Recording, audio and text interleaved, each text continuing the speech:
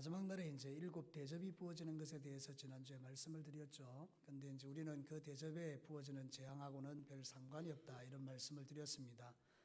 그랬을 때 여러분들이 은근하게 나는 괜찮겠구나 이런 생각을 하시는 분들이 있을 겁니다. 맞습니다. 근데 그거는 분명히 아셔야 합니다. 이것은 내가 교회를 다닌다고 해서 이 재앙에 상관없다는 것이 아니라 내 마음에 진짜 예수 그리스도를 나의 구주로 영접하고 살았느냐 하는 그런 문제인 것이기 때문에 여러분들이 이 마지막 시대는 항상 말씀을 들을 때에 내가 종교인인가 신앙인인가 이런 걸 고민하셔야 됩니다. 종교인은 살아온 삶을 따라서 습관을 쫓아서 주님을 믿는 것처럼 보이지만 실제로는 믿지 않는 사람입니다. 그런데 신앙인은 날짜에 상관없이 정말 예수 그리스도를 나의 주인으로 고백한 사람을 우리는 신앙인이라고 말하는 것입니다.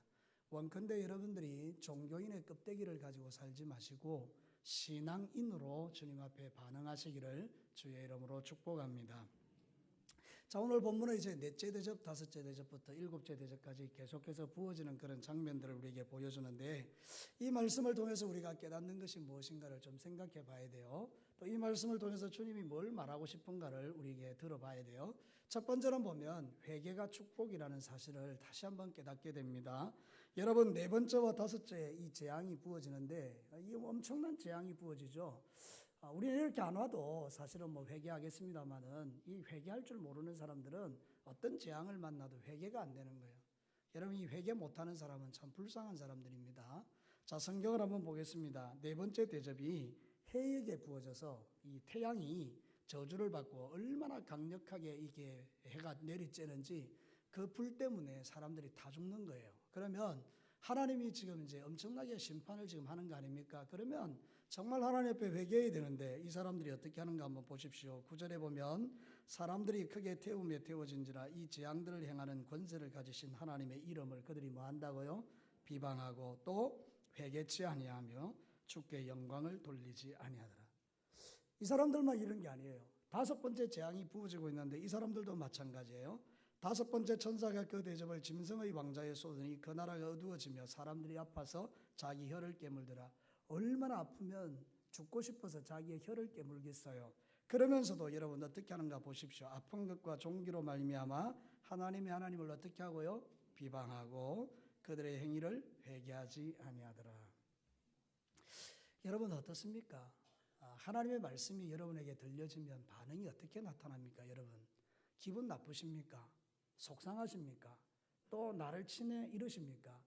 여러분 그런 반응을 하나님께서 원하시는 게 아니죠. 여러분의 마음속에 뭔가 불편함과 또 뭔가 이렇게 찔림이 있을 때는 베드로의 설교 앞에 이렇게 반응하는 거잖아요. 우리가 어떻게 해야 구원을 받겠느냐? 우리가 어떻게 해야 하나님의 대접의 진노를 피하겠느냐? 어떻게 하면 우리가 하나님 앞에 구원받겠느냐? 이렇게 할 때 베드로가 너희가 회개하고 마음을 새롭게 하면 하나님의 성령이 부어질 것이다. 이렇게 말해요. 스데반이 설교를 했어요. 역시 마음에 찔림을 받았어요. 근데 이 사람들은 돌을 들어서 스데반을 쳐 죽였어요.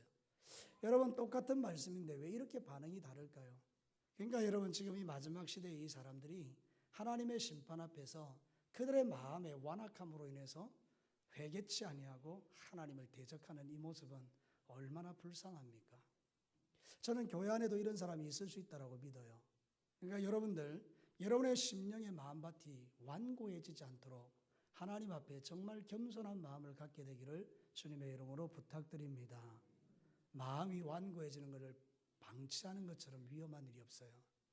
우리가 나이가 들수록 경계해야 될 게 있어요. 이게 뭔가 하면 저도 그런데 나이가 들면 들수록 우리가 신앙생활을 이렇게 습관적으로 하기가 참 쉬워요. 어제 드린 예배 오늘 드리고 오늘 드린 예배 내일 드리니까 그 예배가 그 예배예요. 그러니까 우리 마음의 반응이 어떻게 되는가 하면 늘 똑같아요. 하나도 바뀌는 게 없어요. 근데 여러분 사실 진짜 좋은 믿음은 어떤가요? 세월이 지나갈수록 어린아이같이 그 마음이 부드러워지는 거예요. 저는 이런 성도들이 너무 좋더라고요. 만나서 이렇게 이야기를 해보면 나이가 들었는데 마음이 어린아이 같아요. 너무 순수해요. 너무 부드러워요, 마음이. 이분은 정말 하나님이 사랑하시는 분이구나. 그런 생각이 들어요. 여러분, 저도 그렇고 여러분도 그렇고 우리는 똑같은 사람들이에요. 똑같은 죄인들이에요. 마음을 방치해두면 누구나 다 완고해지기 쉬운 사람들입니다. 어느 누구도 믿음 앞에 자신할 수가 없어요. 그러니까 여러분들이 매일매일 여러분이 하나님의 말씀 앞에 반응하면서 죄에 대한 설교들이 들려지거든. 그 죄에 대한 지적들을 딱 붙들고, 맞습니다 주님, 그 죄가 내 죄입니다 주님, 내가 이 문제 때문에 지금 고민하고 아파합니다. 하나님, 내 이 죄를 주님께서 용서해 주시고 나의 마음을 부드럽게 하셔서 하나님의 말씀의 씨앗이 열매 맺는 데 지장되지 않게 해달라고 엎드려 눈물 흘려 기도하는 삶이, 여러분 나이가 들어갈수록 눈물이 많아진다면 축복된 일이죠. 생각해봐요. 제가 정말 통곡하고 울었던 적이 언젠가. 예전에는요, 참 반응이 빨리 오더라고요. 주님이 뭔가 말씀하시면 금방 눈물 하더라고요. 강대상에서 기도할 때, 찬송 드릴 때, 말씀을 준비하다가 하나님께서 말씀을 읽을 때 갑자기 내게 반응을 주시면 그냥 눈물이 나더라고요. 근데 나도 좀 완악해졌나 봐요. 그러니까 자꾸 이제 나이가 들면서 성경도 습관적으로 읽고 기도도 습관적으로 하고 신앙생활도 습관적으로 하는 거예요. 그러니까 마음이 점점 나도 모르게 종교인화되는 것을 느껴요. 위기죠. 여러분은 어떻습니까? 여러분, 디모데전서 4장 1절과 2절에 그러나 성령이 밝히 말씀하시기를 후일에 어떤 사람이 믿음에서 떠나 미혹하는 영과 귀신의 가르침을 따르리라 하셨으니 자기 양심이 화인을 맞아서 외식함으로 거짓말하는 자들이라. 양심의 화인을 맞으면 말씀에 반응이 안 되니까 신앙생활은 해왔고 마음에는 반응이 없고, 그러니까 외식하는 거예요. 은혜 받는 것처럼 포장하고, 은혜 받은 사람처럼 포장하고, 신앙생활을 잘하는 것처럼 포장하고 신앙의 경력과 연륜을 자랑하기 시작하는 거죠. 이게 위험하다는 거예요. 여러분 어떻습니까? 우리 신앙생활 마지막 때인데 우리 찬양을 지금 우리 샤론 찬양대가 얼마나 적절하게 들으는지 그날이 가까웠어요. 우리가 할 수 있는 일은요, 주님 앞에 우리의 마음이 딱딱해지지 않도록, 완고해지지 않도록, 종교성으로 가득 차지 않도록 우리의 마음을 주님의 마음으로 바꾸어가는 이런 작업들이 지금 필요합니다. 예수님이 내 마음에 계시면 주님이 뭐라고 말씀하는가 하면 너희는 내게 와서 배우라, 나는 마음이 온유하다, 이렇게 말해요. 증거가 무엇이죠? 여러분이 예수님 닮은 증거가 마음이 온유한 거예요. 근데 요즘 교회가 얼마나 강팍합니까? 자기 생각, 자기 주장, 자기 고집, 자기 것. 그래서 얼마나 우리의 마음들이 강팍하고 어려워지는지 몰라요. 여러분, 정말 우리가 하나님 앞에 내 자신을 돌아봐야 될 게 뭔가 하면 절대로 마음이 강팍한 것을 방치하시면 안 됩니다. 솔로몬이 탄식했던 것 중에 하나가 그거예요. 자기가 지나가다가 포도밭을 봤는데 아무도 관리를 안 해가지고 풀이 무성하고 엉망이 된 포도나무를 봤어요. 포도나무 밭을 봤어요. 여러분, 우리도 그럴 수 있어요. 우리의 마음밭을 잘 관리 안 하면 엉망이 되는 거예요. 엉망이. 한번 여러분 어떤가 오늘 이 시간에 여러분의 마음을 살펴보시고, 마음에 쓰레기가 가득하고 마음에 분노가 가득하고 마음에 강팍함이 가득하고 마음에 뭔가 이렇게 하나님이 기뻐하지 않는 것이 가득한데도 깨닫지 못하고 그렇게 살아가고 있으면, 와, 이거 정말 큰일이다, 이 생각을 우리는 하셔야 된다는 거죠. 한국 교회에 얼마나 죄짓고도 당당한 사람들이 많습니까? 참 저는 목회자로서 저도 참 부끄러운 것인데, 성적인 죄를 범하고도 다윗이 그랬는데 뭐 이러면서 자기를 돌아보지 않는 주의 종들이 의외로 많습니다. 교회 안에 성적인 범죄가 너무 많다는 거예요. 특별히 교역자들에 의해서 펼쳐지는 성적인 범죄가 우리 한국 교인들이 너무 착하니까 말을 못하는 거예요. 여러분, 그런 것을 우리가 철저하게 회개해야 이 교회가 정화되는 거예요.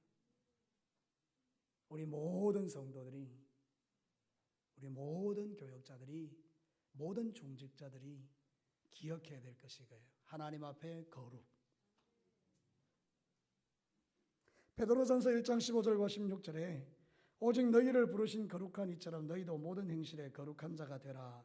기록되시되 내가 거룩하니 너희도 거룩할지어다. 여러분, 성경 본문을 한번 보시기를 바랍니다. 15절 말씀이죠. 읽었던 15절 말씀 함께 한 목소리를 읽겠습니다. 시작. 보라, 내가 도둑같이 오리니 누구든지 깨어 자기 옷을 지켜 벌거벗고 다니지 아니하며 자기의 부끄러움을 보이지 아니하는 자는 복이 있도다. 벌거벗고 돌아다니지 말라는 거예요. 근데 이걸 내가 요한계시록 19장 8절에 보니 이렇게 해석되어 있어요. 그에게 빛나고 깨끗한 세마포 옷을 입도록 허락하셨으니 이 세마포 옷은 성도들의 옳은 행실이로다. 우리가 옷을 입고 다녀야 된다고 말하는 게 뭐예요? 정말 예수 그리스도를 믿는 자들은 옳은 행실을 가지고 살아야 된다는 것을 우리에게 가르치죠. 여러분, 마지막 시대에 여러분이 추구해야 될 신앙은 거룩입니다. 함부로 살지 않게 되기를 바라고요. 마음이 강팍해지는 걸 방치하지 마세요. 마음이 더러워지는 것을 버려두지 마세요. 늘 하나님 앞에 깨어서 기도하면서 회개하십시오. 회개는 진짜 좋은 겁니다. 여러분, 회개하시기를 축복합니다. 회개가 축복이에요. 오늘 한국교회 강단에서 회개하라 이렇게 어떻게 외칩니까? 기분 나빠하고 다른 교회 가버리고 뭐 이러는데, 그래도 여러분 진짜 외쳐야 될 목소리가 있다면 회개예요. 여러분, 오늘도 여러분에게 감추어진 죄가 있다면 하나님 앞에 이 음성을 듣고 철저하게 회개하시기를 축원합니다. 회개를 두려워하지 마세요. 회개를 어려워하지 마세요. 잘못한 것을 적시적시 주님 앞에 고백하세요. 우리도 어린 자녀가 잘못했다 그러면 용서해 주는데, 하물며 하늘의 하나님께서 그 아들 예수를 십자가에 못 박아 죽이시기까지 우리의 죄와 허물을 용서해 주신 그 주님이 여러분의 죄를 용서 못 해줄 게 뭐가 있어요? 근데 여러분, 우리는 왜 하나님 앞에 그렇게 반응을 못하는 겁니까? 마치 내가 신앙생활 잘하는 것처럼 어깨에 힘을 주고 그렇게 다니는 겁니까? 여러분, 아닙니다. 하나님 앞에 겸손하게 회개하고 철저하게 회개하고 마음을 낮추는 것, 이게 축복이라는 것을 여러분 잊지 않게 되기를 축원합니다. 두 번째는요, 악한 영에게 속지 말라는 거예요. 자, 오늘 성경 본문에 보니까 이런 말씀이 나오네요. 12절 말씀에 보니까 여섯째 천사가 대접을 유브라다 강에 부었는데 거기에 이상한 게 올라와요. 자, 성경 한번 보겠습니다. 13절 같이 13절 14절 읽겠습니다. 시작. 또 내가 보매 깨구리 같은 새 더러운 영이 용의 입과 짐승의 입과 거짓 선지자의 입에서 나오니 그들은 귀신의 영이라 이적을 행하여 온 천하 왕들에게 가서 하나님 곧 전능하신 이의 큰 날에 있을 전쟁을 위하여 그들을 모으더라. 여러분, 여기 보면 이 귀신들도 마귀도 사단도 삼위일체 하나님을 흉내냅니다. 그래서 그거 어떻게 나와 있죠? 이게 용의 입에서 나오고 또 뭐가 나옵니까? 거짓 선지자에게서 나오고 귀신에게도 나오고 이렇게 나오죠. 삼위일체 하나님을 흉내내는데 어쨌든지 결론은 똑같아요. 악한 영이에요. 속이는 영이에요. 그래서 이 속이는 영이 이제 여섯째 대접이 부어질 때에 전쟁을 준비합니다. 그래서 유브라데 강이 말라버리니까 동방에서 군대가 오고, 그래서 큰 전쟁이 아마겟돈 전쟁이 일어나게 될 거다. 마지막 전쟁이다. 뭐 이렇게 이야기해요. 그래서 많은 사람들이 이 전쟁에 대한 해석을 다양하게 해요. 뭐 중국의 군대 2억이 와가지고 저 석유 전쟁을 해가지고 중동에서 전쟁이 일어나면 끝장이 난다, 이런 이야기도 있어요. 또 어떤 경우에는요, 적그리스도가 유럽에 이 씨가 통합돼가지고 유럽의 대통령이 적그리스도인데 그 유럽의 대통령이 이스라엘로 쳐들어와가지고 이스라엘을 뭐 마지막에 전쟁하고 끝낸다, 뭐 이런 이야기도 있어요.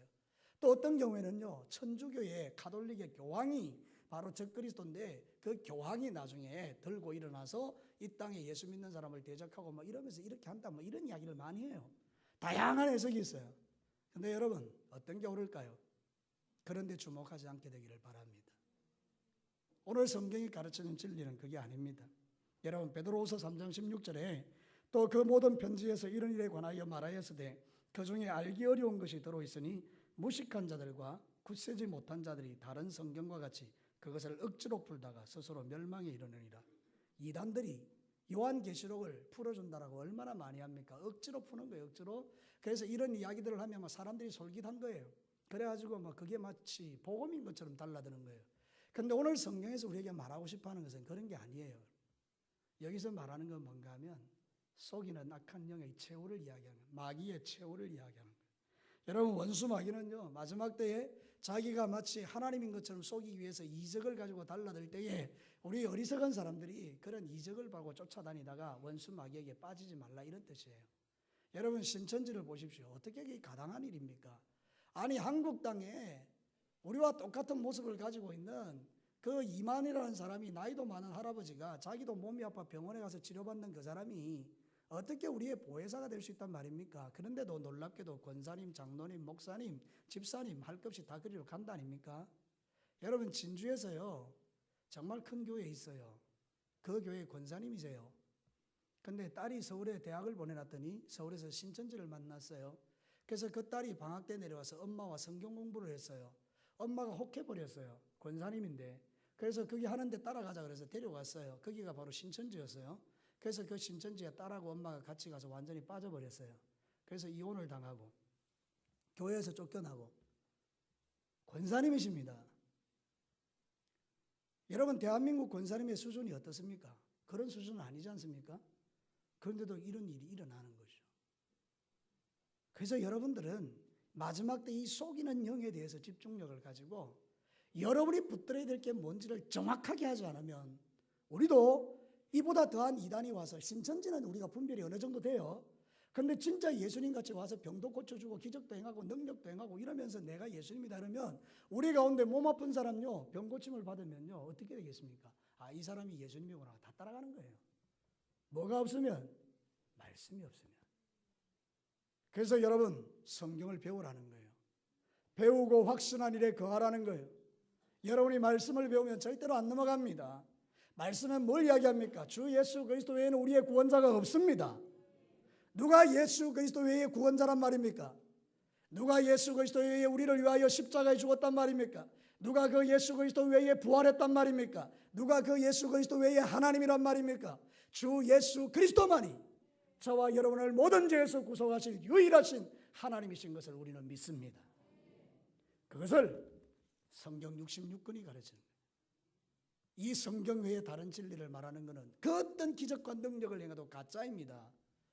여러분 병이 들어서 몸이 아픈 건 낫게 되는 건 귀한 일입니다. 그러나 병을 고쳐줬다고 진리는 아닙니다. 불교에도요 병 고치는 역사가 있습니다. 전도에 보면 부처님이 내 병을 고쳐줬는데 어떻게 배신하고 떠날 수 있느냐는 사람 많습니다. 기적이나 이적이 우리의 구원을 장담하는 게 아닙니다. 우리의 구원은 오직 진리의 성경인 하나님의 말씀인 줄로 믿습니다. 그래서 성경을 배우시라는 거예요. 여러분 우리 성도님들 하나님의 말씀 마지막 때는요 말씀 배우셔야 돼요. 구석구석에서 말씀을 막 배워야 돼요. 젊은 사람도 배우고 나이 많은 사람도 배우고 글을 모르는 어르신들도 배워야 돼요. 들을 수는 있잖아요. 우리 두 분 목사님이 얼마나 잘 가르칩니까? 다 친절하게 가르쳐줄 때 거기 가가지고 한 개라도 들으면요 우리가 도움이 돼요. 아이고 그런 거 배워서 뭐하게? 아니에요. 이거는 마지막 시대에는 배우고 확신한 일에 거해야 돼요. 그래서 여러분들이 그렇게 믿음의 중심을 세우시기를 축복합니다. 악한 영은 속이는 영이에요. 거짓말하는 영이에요. 그래서 오늘 성례도 그런 영들이 막 줄줄이 나와서 사람들을 속이지 않습니까? 그래서 그들이 멸망당할 수밖에 없도록 만드는 거죠. 마태복음 24장 23절과 24절에 그때에 사람이 너희에게 말하되 보라 그리스도가 여기 있다 혹은 저기 있다 해도 믿지 말라. 거짓 그리스도들과 거짓 선지자들이 일어나 큰 표적과 기사를 보여 할 수만 있으면 택하신 자들도 미혹하리라. 목사님이라고 다 목사님 아닙니다. 그래서 저를 위해서 기도해 주셔야 된다는 게 제가 영적으로 헷갈하게 버리면 이 강대상에서 300명의 영혼을 지옥으로 끌고 갈 수 있는 그런 메시지를 선포할 수 있기 때문에 저를 위해서 늘 기도하셔야 됩니다. 이 강단에서 설교하는 주의 종들을 위해서 기도하셔야 됩니다. 그래서 분별력을 가지고 하나님의 말씀을 대언할 수 있도록 여러분들이 기도해 주실 때에 하나님께서 여러분을 긍휼히 여기시고 진리의 말씀 복음만이 선포되는 강단이 될 줄로 믿습니다. 여러분 기적과 능력을 추구하지 마시고요. 진리의 말씀을 추구하는 것입니다. 그래야만 여러분의 신앙생활이 안전합니다. 다 아는 것처럼 교만하지 마십시오. 하나님이 제일 싫어하는 게 교만이에요. 나는 다 안다. 난 다 뭐 깨달았다. 나는 뭐 그런 거 배울 필요도 없다. 이거 너무 완악한 거 아니에요? 그런데 여러분 겸손하게 하나님 말씀을 배우면 얼마나 좋아요, 그죠?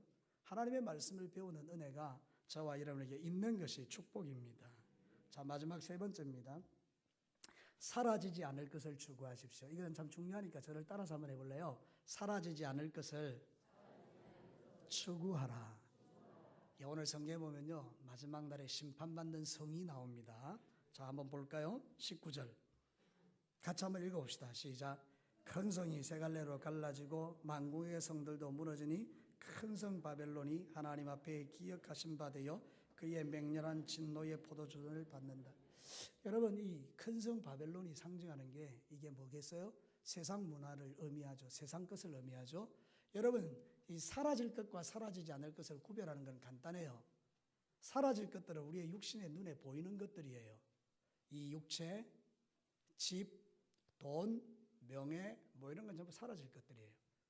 여러분 죽으면 그거는 여러분이 가져갈 수 있는 게 아무것도 없어요. 다 사라질 것들이에요.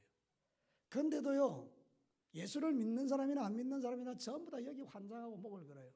돈 때문에 막 환장을 하는 거예요. 돈 때문에. 돈에 목숨을 걸고 돈이 하나님처럼 생각되어지고 돈 때문에 전부 다 싸우고 다투고 분리하고 분열하고 막 이렇다고. 사라질 것들이에요. 그거. 여러분이 100억을 모았다고 해봐요. 죽으면 그 100억 누구 거예요? 여러분이 집이 막 고대 광실이에요. 아파트를 한 100채를 갖고 있어요. 좋으시겠어요? 아파트 한 100채 되면 이 집에 갔다 저 집에 갔다 이 집에 갔다 저 집에 갔다 이래 살고 싶어요? 아파트에 100채가 있으면 뭐 하겠어요? 주님 오시면 다 사라질 것들이에요. 그런데도 사람들은 거기에 목매달아요. 여러분, 성경은 우리에게 가르치는 게 항상 동일해요. 네 먹고 입고 쓰는 것으로 족하다. 일용할 양식을 구해라. 남는 것으로는 가난한 자를 도와줘라. 이렇게 우리에게 가르쳐요. 너무 욕심 부리지 마라. 막 이렇게 가르치잖아요. 근데 우리는요, 그냥 막 축복이라 그러면 막 이것도 갖고 저것도 갖고 이것도 갖고 이것도 막 다 끌어모아가지고 내가 다 가지려고 해요. 여러분, 그러니까 그것들은 나중에 다 없어질 것들이라는 거예요.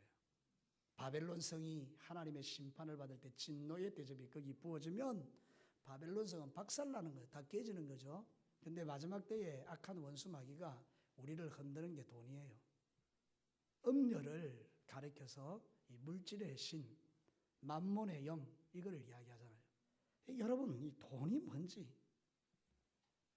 근데 사라지지 않는 게 뭐예요? 그거는 믿음이에요.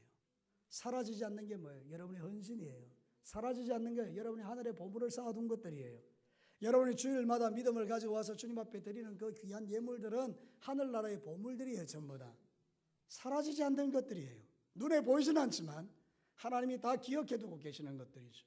주일학교 교사들이 어린 생명들을 위하여 새벽에 나와 기도하고 아침 일찍 그 피곤한 몸을 이끌고 교회에 와서 아이들을 가르치고 그렇게 하는 그 모든 것들이 눈에 보이지 않는 것들이에요. 누가 알아줘요? 아무도 알아주는 사람 없어요. 근데 하나님이 알고 계세요. 누가복음 12장 33절에 너희 소유를 팔아 구제하여 낡아지지 아니하는 배낭을 만들라. 곧 하늘에 둔 바 다함이 없는 보물이니 거기는 도둑도 가까이 하는 일이 없고 좀도 먹는 일이 없느니라. 보물을 어디 쌓으라고 합니까? 하늘에 쌓으라고. 사라지지 않을 것들에 향해서 여러분의 마음을 드리라는 거예요. 오늘 이 땅의 사람들은요, 사라질 것들을 붙들고 그게 없으면 죽는 줄 알고 그냥 벌벌벌벌 떨면서 그렇게 살아가는 우리의 모습들이 불쌍하지 않습니까? 그렇습니다. 여러분이 돈을 벌지 말고 집을 다 처분해서 교회에다 갖다 바치라는 그런 이단적 가르침이 아닙니다. 마음의 중심이 어디에 있는지를 보라는 거예요. 진짜 하나님이 내 하나님인지 돈이 하나님인지 이게 분별해보라 그 말입니다. 사람들은 거의 다 말은 하나님 섬기지만 돈을 섬기는 사람이 한둘이 아닙니다. 여러분, 우리는 이거 바꿔야 돼요. 빨리 이거를 바꾸지 않으면 여러분 세상이 불타 없어질 때 그 여러분 소돔과 고모라가 불벼락을 당할 때 마음을 돌이키지 않았던 그 롯의 아내는 뒤를 돌아보다가 소금 기둥이 되고 말았습니다. 저는 생각해 봅니다. 이 마지막 시대에 세상이 하나님의 불벼락이 쏟아질 때 뒤를 돌아보다가 소금 기둥이 되지 않을 그리스도인들이 있겠는가? 여러분, 우리 이런 거 한번 고민해 봐야 되거든요. 창세기에 있는 롯의 아내가 내가 아닌가 이런 거 고민해 봐야 되거든요. 세상의 모든 것들은 다 주님의 것입니다. 하나님이 주시면 받는 거고 안 주시면 못 받는 거잖아요. 하나님이 더 좋은 분인데 우리는 하나님이 주는 그 돈에 목매달 때가 나는 참 많다 생각이 들어요. 우리 이 시간에 여러분의 삶 가운데 누가 주인인지를 한번 살펴보시고 마지막 때에 불타 없어질 것들, 사라질 것들에게 여러분의 모든 에너지를 쏟기보다는 사라지지 않을 하나님 나라의 보물을 쌓는 일에 여러분의 마음을 들일 수 있는다면 우리 주님 언제 오시든지 간에 얼마나 좋겠어요. 진짜 신앙을 갖고 있는 분들이 고백할 게 뭔지 아십니까? 오늘 예수님 오시라고 기도하는 겁니다. 저는 진짜 여러분들 간절히 바라는 게 있다면 오늘 예수님 오시면 좋겠어요. 오늘. 여러분도 그러세요? 오늘 예수님 오는 게 좋아요. 그러나 주님이 언제 오실지 모르지만 우리가 믿는 믿음은 그거예요. 오늘 오든지 내일 오든지 주님 당신만이 내 주인이십니다. 역대상 29장 11절과 12절에 여호와여 위대하심과 권능과 영광과 승리와 위엄이 다 주께 속하였으니 천지에 있는 것이 다 주의 것이로소이다. 여호와여 주권도 주께 속하였사오니 주는 높으사 만물의 머리심이니이다. 부와 귀가 주께로 말미암고 또 주는 만물의 주제가 되사 손에 권세와 능력이 있사오니 모든 사람을 크게 하심과 강하게 하심이 주의 손에 있나이다. 아유 참 우리 하나님이 이렇게 좋으신 분이에요. 모든 걸 다 우리에게 주실 수 있는 것, 부와 기도 다 하나님의 것이라고 말하는데 그 좋으신 하나님을 안 붙들고 사라질 것들 붙들고 살아가는 세상 사람들이 얼마나 불쌍합니까? 그런데 더 불쌍한 사람들은 하나님 믿으면서도 세상 사람 부러워하는 사람 아니겠습니까? 전에도 제가 한번 찬송을 드렸습니다만 그런 찬송을 늘 불러야 될 것 같습니다. 세상 사람 날 부러워 아니하여도 나도 역시 세상 사람 부럽지 않네. 이 찬송이 저와 여러분의 주제가라는 거예요. 여러분 세상이 부러우세요? 세상 사람들이 여러분을 부러워할 정도로 그런 뜨거운 믿음을 가지고 살아가시기를 주의 이름으로 축복합니다. 자, 말씀을 마치겠습니다. 오늘 이 성경 본문을 복잡하게 이해하지 맙시다. 마지막 대접이 부어질 때에 회개하지 않는 이 사람들, 이 불쌍한 사람들을 보면서 오늘 하나님이 아직까지 나에게 기회를 주셨을 때 강팍한 마음 가지고 살지 말고 정말 회개하면서 신앙생활을 할 수 있는 저와 여러분이 되었으면 좋겠습니다. 악한 영들에게 속아가지고 이리 끌려다니고 저리 끌려다니고 거짓 선지자에게 속아서 온갖 고통을 받는 그런 신앙생활 말고 하나님의 말씀, 성경을 딱 붙들고 예수 십자가와 부활을 붙들고 이거 외에는 다른 진리가 없음을 알고 한결같은 믿음으로 주님 앞에 나아가는 이런 신앙, 거기에 여러분의 믿음의 기반을 세우시고 그리고 사라질 것, 그거 쫓아다닌다고 시간 낭비하지 말고 사라지지 않을 하나님 나라, 거기에 쌓아놓은 보물을 위해서 우리가 오늘도 주님 앞에 충성하면서 살아가는 그런 신앙인들로 승리하시기를 주의 이름으로 축복합니다. 같이 한번 기도해 볼까요?